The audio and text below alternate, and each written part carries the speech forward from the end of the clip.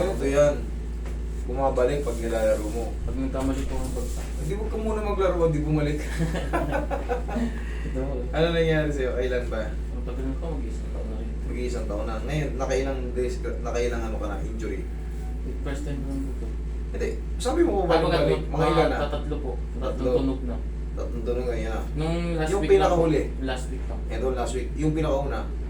Yung ano po, yung last year pa rin. Iyak, pati ay dyan. Pwede mo muna, baka pumutok yan. Higa yan. Ngayon, saan ka nahihirapan? Sa hagdan, sa kalsada, ay yung walking, talon. Paano ka nasasaktan, idol? Bakit sa paglalakad, sir? Ayun, yun yung gusto ko malaman. Kahit sa walking lang, may simpleng walking lang, sumasakit siya. Tapos Yung iba kasi, tutupi. yan, katulad niya, pag humakbang sa hagdan, pag tupi, Ayan, masakit po. ulang. Sige, usog ito. Yan. Last week lang. Nag-iinom lang siya. Sabi mo pag masakit ha. Yan, la. Dito. Dito. Sa kabila. La. Dito. Dito. Dito. Ayan, konti. Dito. Yan. Ito. Mahahanap natin yan. Pumarkera natin. Kadalasan, sir, di ba talaga? Ito. Oo. Pag ninyo ko. Pero yung pagpupwersa dito, yung ano dito sa fibula. Yan po yung pinaka- Pero ito, ayan o. Yan. Oh, eh, ba't sabi mo? Kasi dito sa kabila wala yan. Oh, oh, di mo. Oh, tingnan mo, umiigas-igas ka. Ako man, mas alam ko yan. Pag pupwersa tayo, sasabit-sabit yung dito, sa junction dito sa fibula. Pag pagod ka na, may irritate na yan. Yan po, yan. Yan, ito. Pero ito dito, nakaganon yan, oh. Kaya mayroon talagang sasakit yan. Ulitin ko ako. Sakto ha. Kasi yung katabi niyan wala. O, bukod tangi lang siya. Yung inigesa ko, bukod tangi niya.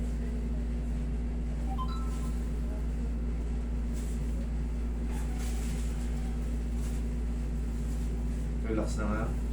Konting alog lang yan, idol. Huwag mo lalaban. Yan. Hindi lang masakit yung promise. Hindi masakit yan, ganyan lang yun.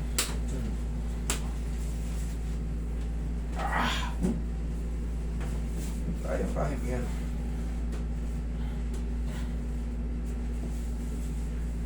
Lambutan mo lang.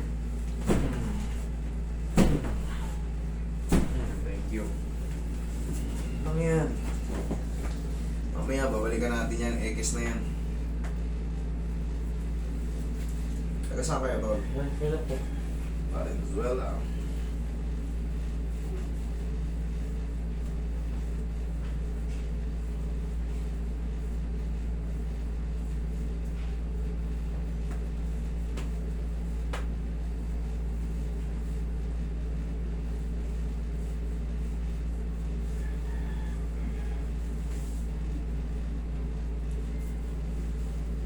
Oh. Sipa. Isa pa. Tigas mo to. Yan, sipa. Isa pa. Last na. Thank you.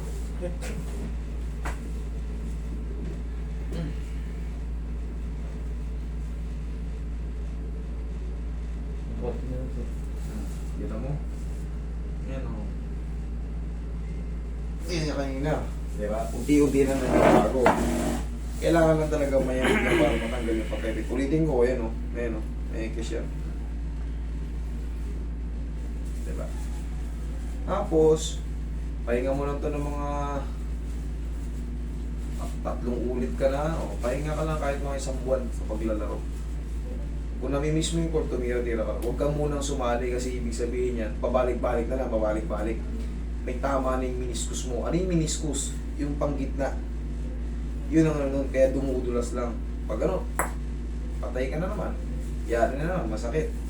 Ngayon, na-adjust na, hayaan mo muna, mag-bike-bike ka muna. Bike-bike ka muna, tapos, kung yun nga, namimiss mo yung court, maglagay ka na ng support, tapos, kung sakali, tira-tira ka lang muna. Hindi ka po pwedeng muna sumali na mo. Kasi baka maya, pag rebound mo, may kalabang kang addict sa foul, tula ka rito, pagbagsak mo, ipis ka naman.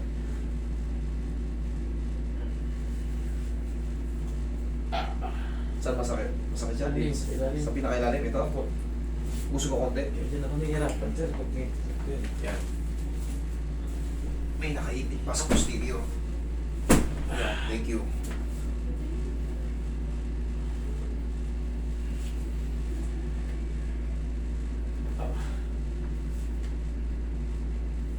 Fix it. Ayun, sir.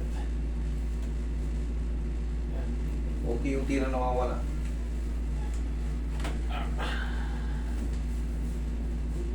Unti-unti na nawawala. Unti na rin naipit.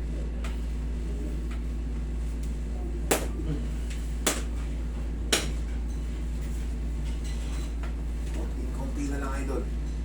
Ipahinga mo na ito lang mga isang linggo. Ay, buwan.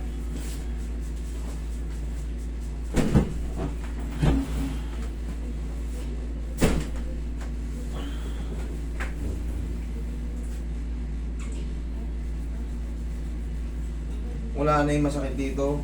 Dito na lang sa likod. Kunti na lang yan. Pahinga na lang to. Tapos pag nagkakaganyan kayo, pag konti lang, pag alam nyo hindi ka naman talaga na yung nasahod o yung gumalaw lang ng alanganin. Basta tatandaan nyo, ito tigasan nyo. Sipa mo. Basta nakatigas yan dyan. Yun lang. Yan o, ulit. Tigasan mo, sipa. Yun lang.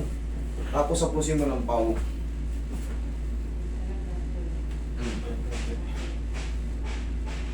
Kaya na. Lakad ka.